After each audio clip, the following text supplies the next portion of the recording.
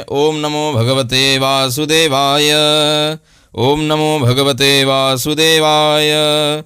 श्रीमद् महाभारतम का बहुत महात्म्य पुण्य अपार है, श्रवण करने का बहुत लाभ है। श्रीमद् महाभारतम को कोई रात्रि में यदि पाप कर्म किसी की मन वाणी क्रिया से हो जाए तो सुबह श्रीमद् महाभारतम को श्रवण करे तो सारे पापों को उसके नाश हो जाते हैं, और सौभाग्य की ये पाप आदि शाम को श्रवण करे तो उसके नष्ट हो जाते हैं। ऐसा ही नहीं, महाभारत का तो बहुत बहुत महात्म्य है, यहाँ तक कि स्वयं भगवान श्री कृष्ण की प्राप्ति कराने वाली कथा है महाभारत की कथा। तो महाभारत में सबसे पहले हमें जानना चाहिए वंश परंपरा आदि को समझना चाहिए। महाभारत की वंश परंपरा में पीछे तो बहुत सारी कथाएं हैं, मैंने बहुत बार वर्णन भी किया अन्य अन्य कथाओं की, तो मैं वापस सभी कथाओं को नहीं दोहराऊंगा, परंतु केवल हमें इनके वंश जानना चाहिए कि वंशावली कैसे है।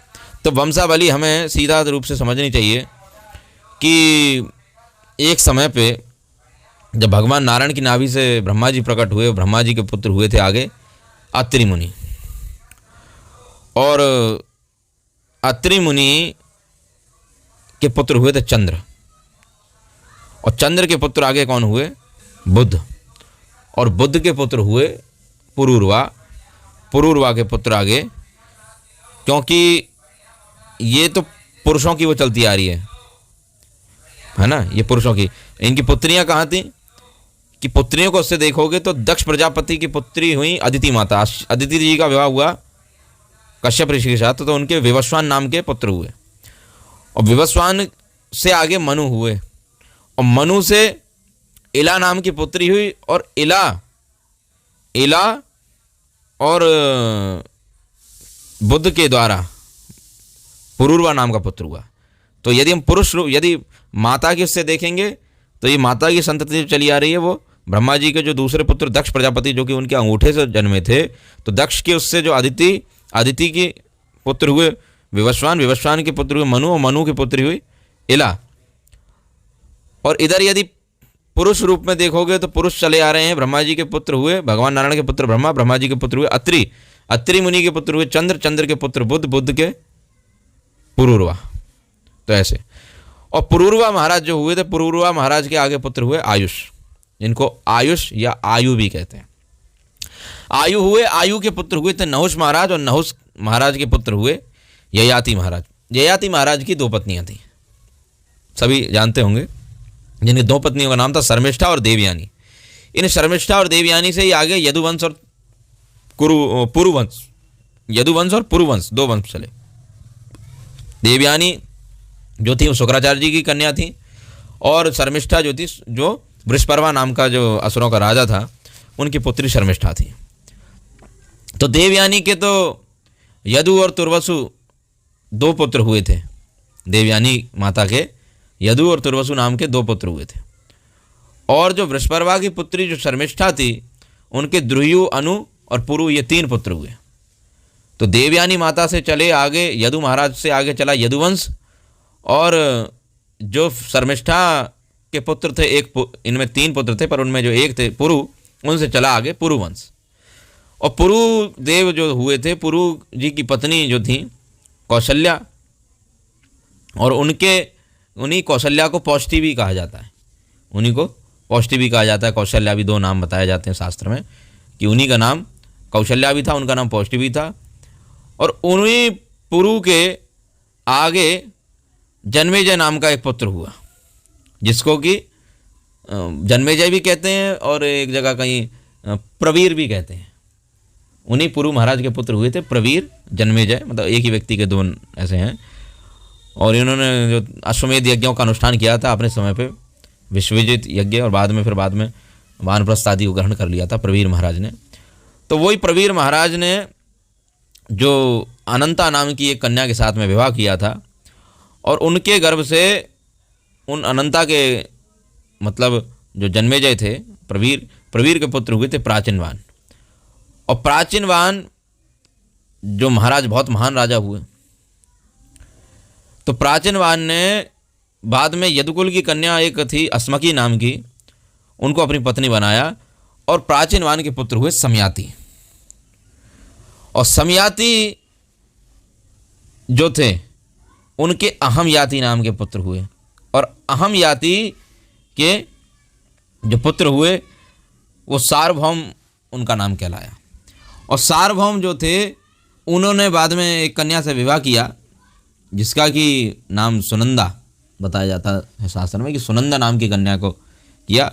और उन्हीं सार्वभौम के पुत्र हुए आगे जयतसेन, और जयतसेन के आगे पुत्र हुए अवाचीन, और अवाचीन के पुत्र आगे जो अरिह नाम के पुत्र हुए, अरिह नाम के पुत्र हुए महाभौम, और महाभौम के पुत्र हुए अयुतनाई, और अयुतनाई के जो पुत्र हुए, जो अयुतनाई, इनका नाम अयुतनाई ऐसा क्यों पड़ा था? अयुतनाई ऐसा इनका नाम क्यों पड़ा था? क्योंकि इन्होंने अयुत यज्ञों का अनुष्ठान किया था। अयुत यज्ञ मतलब, अयुत किसको कहते हैं? अयुत कहते हैं शास्त्र में 10,000 को। तो इन्होंने 10,000 यज्ञानुष्ठान, पुरुष में यज्ञ ऐसे किए थे 10,000, इसलिए इनका नाम पड़ा था अयुतनाई। तो इतने महान राजा थे जिन्होंने 10,000 यज्ञ किए। और जो अयुतनाई थे इनके पुत्र हुए अक्रोधन, और अक्रोधन के पुत्र देवातिथि हुए, और देवातिथि के पुत्र हुए थे महाराज अरिह, और महाराज अरिह के पुत्र हुए ऋक्ष, और ऋक्ष के पुत्र बाद में मतिनार हुए। और मतिनार ने बहुत, इन्होंने मतिनार महाराज भी बहुत महान राजा हुए। इन्होंने भी 12 वर्षों का एक ऐसा महान यज्ञ अनुष्ठान किया था अपने समय पे। और इन्हीं मतिनार के पुत्र हुए थे महाराज तंसु, और तंसु महाराज जो थे बहुत पराक्रमी, ये भी निकले आगे। इन्हीं तंसु महाराज के पुत्र हुए इलन। अब ये इधर तक हमें परंपरा ये पता होनी चाहिए, इधर तक परंपरा हमें पता होनी चाहिए, कितनी विशाल परंपरा है। क्योंकि इलन महाराज के आगे ही जो एक महान राजा हुए थे जिनको नाम सभी जानते हैं, और उनके पुत्र के नाम से उनका नाम अपने आप ही इतना विख्यात है। तो इन्हीं इलन महाराज के पुत्र बाद में हुए थे दुष्यंत। वैसे तो इनमें से सबके अलग अलग और भी पुत्र हुए थे, ऐसी बात नहीं कि एक एक पुत्र हुए, और भी हुए थे, परंतु ये जो पांडवों तक जिनकी जैसे परंपरा जुड़ी, इतने महान भक्त पांडव जिनको भगवान श्री कृष्ण का संग प्राप्त हुआ साक्षात, तो उनसे कैसे कनेक्ट हुए, इसलिए इनकी वंश की परंपरा इतनी महान है पीछे से, ये जानने की जरूरत। तो इलन महाराज के पुत्र हुए थे दुष्यंत महाराज। दुष्यंत महाराज के और भी भाई थे वैसे, और दुष्यंत महाराज के ही पुत्र आगे जाकर के, जिनके की नाम से ये कथा का नाम पड़ता है महाभारत, उन्हीं दुष्यंत महाराज के पुत्र हुए थे कौन? भरत महाराज। और पुत्र जो होता है वो पिता का ही कहलाता है, इसीलिए माताओं का भी, इनकी माताएं भी थी, है ना बिना माता के थोड़ी सबकी, तो माताओं का भी वर्णन है, ऐसा है शास्त्र में। तो इनकी सबकी माता पिता दोनों से ही वंश चलता है ना आगे, तो इसीलिए दोनों कहा है। इन्हीं का जो नाम आगे जाकर जो भरत महाराज के नाम से ही आगे भारतवर्ष नाम पड़ा, महाभारत ग्रंथ का नाम पड़ा, ऐसा। तो ये जो भरत महाराज थे, भरत महाराज के आगे वंश कैसे चला? भरत महाराज के आगे पुत्र हुए भूमन्यु, और भूमन्यु के पुत्र हुए थे सुहोत्र महाराज। और सुहोत्र महाराज ने जो सुवर्णा नाम की कन्या थी उनसे विवाह किया था। इन सब की मैं किसी दिन पत्नियों के नाम भी विस्तार से बताऊंगा, अभी पिताओं के सुन लो, अभी माताओं के बाद में बताऊंगा। तो इक्ष्वाकु कुल की कन्या जो थी सुवर्णा, उनसे विवाह किया था सुहोत्र महाराज ने, और सुहोत्र महाराज के पुत्र हुए आगे जाके महाराज हस्ती। और महाराज हस्ती के नाम से ही हस्तिनापुर, ये जो नाम पड़ा हस्तिनापुर, उन्हीं के नाम से, उन्हीं ने बसाया था ये हस्तिनापुर को, इसीलिए हस्तिनापुर या फिर हास्तिनपुर भी कहलाया। दो नाम है, हस्तिनापुर जो हस्ती महाराज के द्वारा बसाया गया, या हास्तिनपुर जो हस्ती के द्वारा, दोनों का अर्थ एक ही है। तो हास्तिनपुर या हस्तिनापुर ऐसे बसाने के कारण तो हस्ती महाराज के, हस्ती महाराज जो थे उनके एक विकुंठन नाम का पुत्र हुआ था।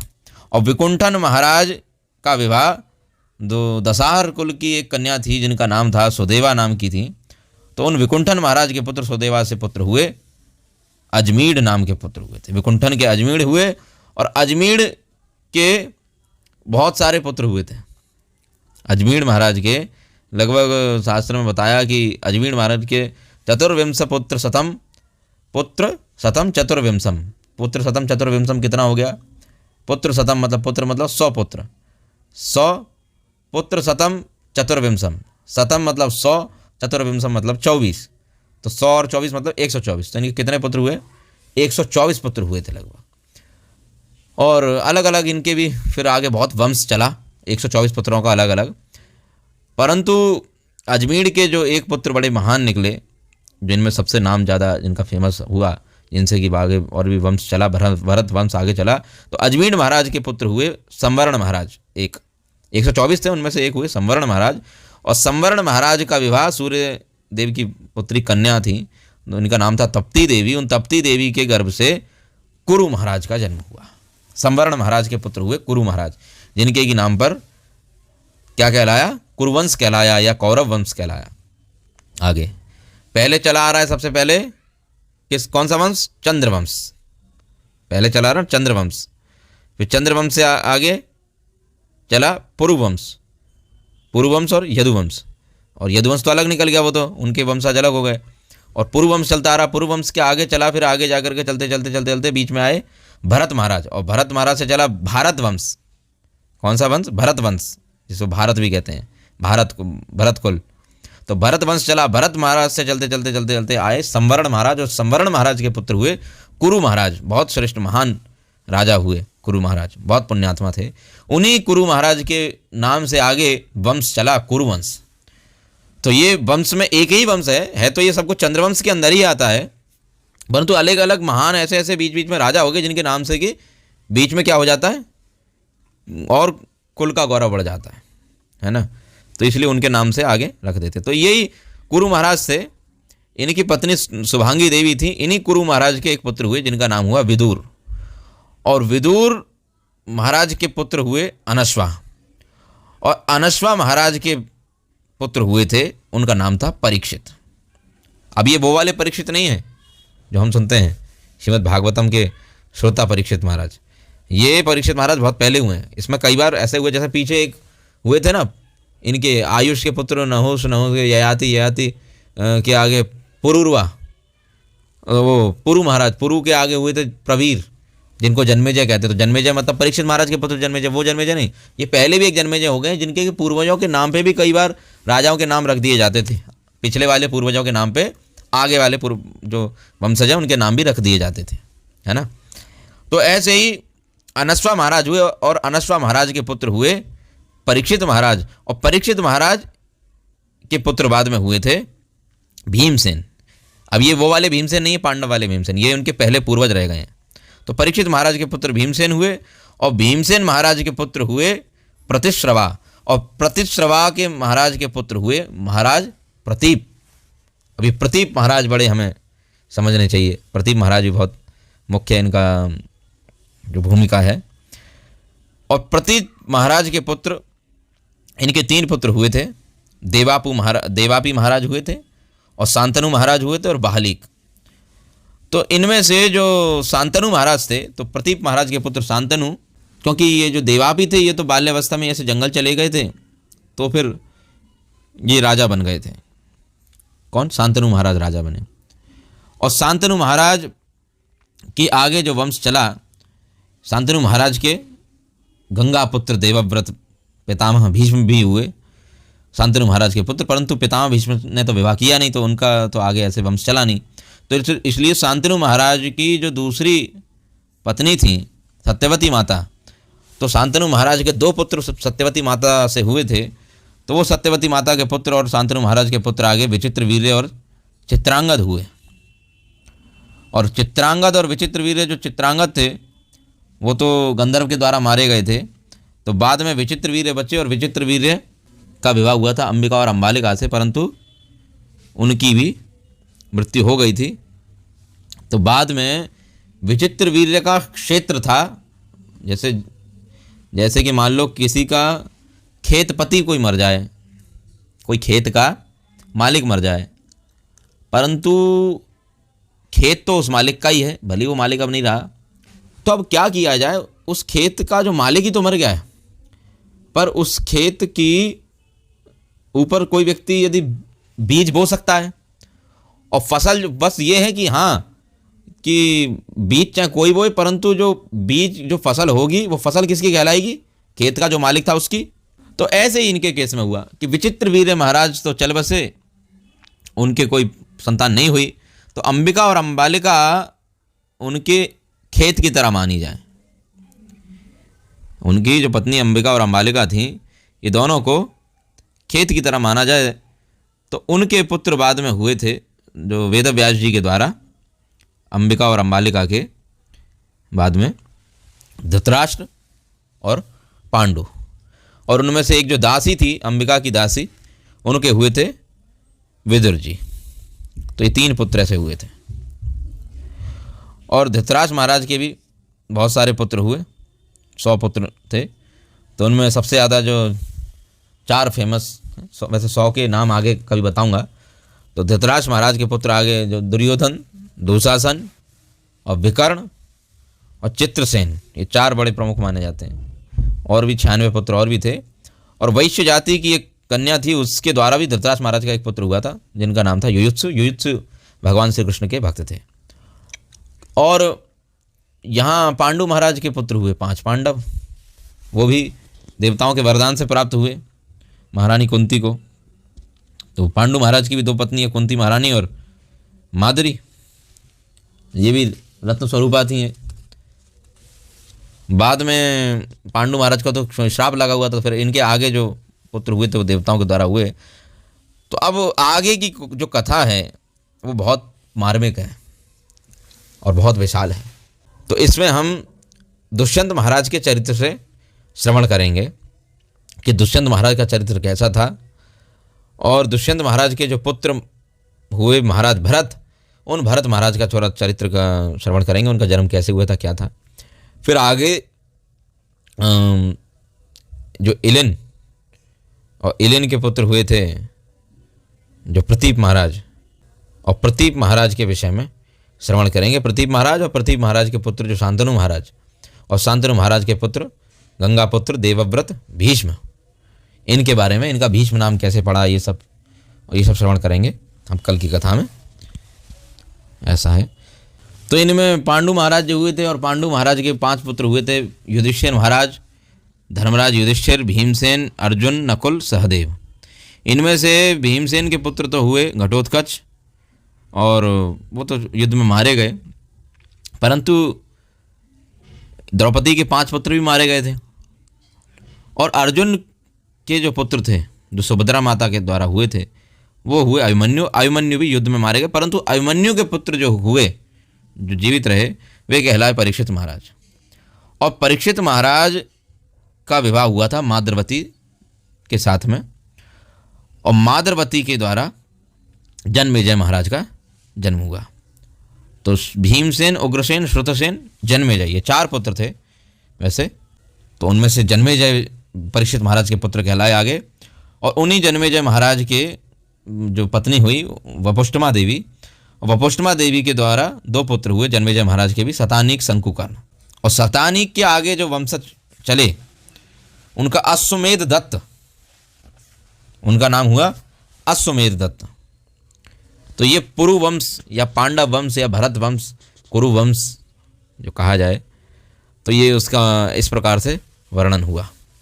तो अश्वमेध दत्त तक। तो इस प्रकार से हमें महाभारत के जो जितने पात्र हैं, इन सब की वंशावली हमें ऐसे समझना चाहिए कि चंद्रवंश कैसे चलता हुआ आ रहा है।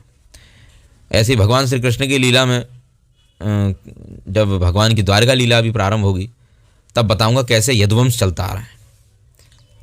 भगवान श्री रामचंद्र की लीला में रघुवंश का, वंशों का बड़ा पराक्रम इसलिए होता है कि ये वंश में कोई साधारण व्यक्ति नहीं है, ये राज और राजा में भी ये सब भक्त रहे हैं। ये लोग भगवान के महान भक्त रहे हैं कि राजा होकर के इन्होंने अपने आप को इतना शालीनता से जीवन दिया, इतना धर्मज्ञ होकर के जीवन दिया कि साधारण व्यक्ति को इनका आचरण करना चाहिए। यथा राजा तथा प्रजा, ये जो सिद्धांत है, ये कोई साधारण सिद्धांत थोड़ी है।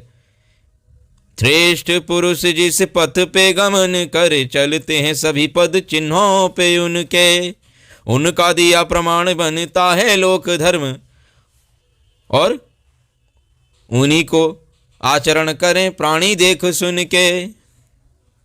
तो भगवान स्वयं भी यही शिक्षा देने आते हैं कि श्रेष्ठ पुरुष जिस पथ पे गमन करते हैं, जो नॉर्मल जनता जो है उनको देख करके गमन करती है। जैसा राजा होगा देश की प्रजा वैसी बनती जाएगी।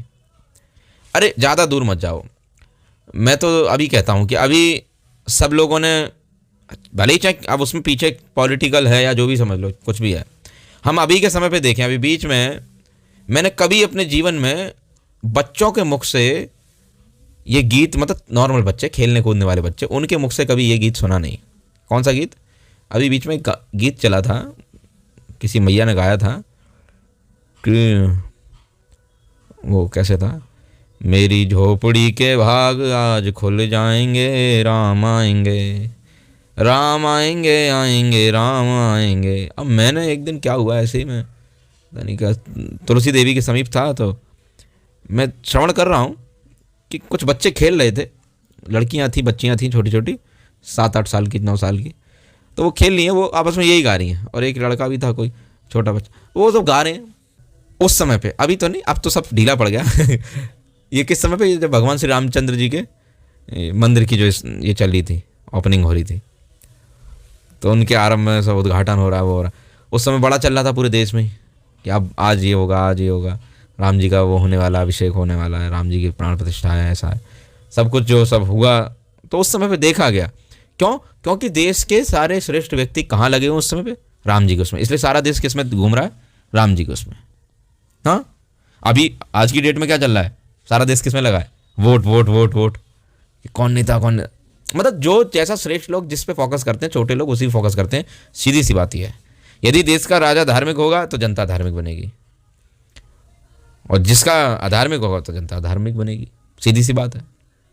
तो ऐसा ही है। तो इसलिए ये कोई साधारण व्यक्ति नहीं रहे हैं, ये अपने समय पे इन्होंने पृथ्वी का पालन किया, संपूर्ण ब्रह्मांड में इनका नाम चल रहा था, बड़े बड़े देवता लोग इनको जानते थे, इनके बारे में खबर रखते थे, ऐसे महाराज थे ये। तो इसलिए साधारण वंश नहीं है। इन वंशों में जो ये महाराज हुए हैं, इनका नाम लेकर के हम, इनका नाम यदि जो हम उच्चारण किया कि ऐसे ऐसे ऐसे, इनका पराक्रम सुन करके भी पापों का नाश होता है। इतने महान लोग रहे हैं, क्योंकि भगवान के महान भक्त रहे हैं, इस कारण से। तो इसलिए ये महान भरतवंशियों की जो वंश परंपरा थी, जो मैंने श्रवण कराई जो अभी आपको, तो ये हमें श्रवण करना चाहिए। अब कल से हम जो कथा है वो ब्रह्मा जी का कैसे कैसे आगे इनका वंश चला, आगे क्या क्या कौन कौन महाराज हुए, बाद में फिर पांडवों की कथा, भगवान श्री कृष्ण के अनन्य भक्त, उपासक, सखा, भ्राता, जो कहें सो कम है, तो उनकी कथा है। हरे कृष्ण।